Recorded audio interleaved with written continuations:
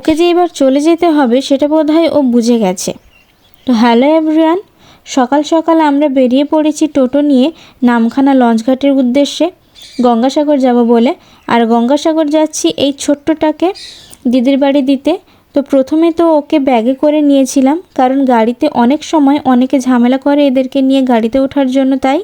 কিন্তু কিছু দূর যেতেই ওকে আমি ব্যাগ থেকে বের করে কোলে নিয়ে নিই, কারণ আমি বুঝতে পারছিলাম ওর কষ্ট হচ্ছে। আর আজ কিন্তু গাড়ি বা লঞ্চে কোথাও ওকে নিয়ে উঠতে আমাদের সমস্যা হয়নি।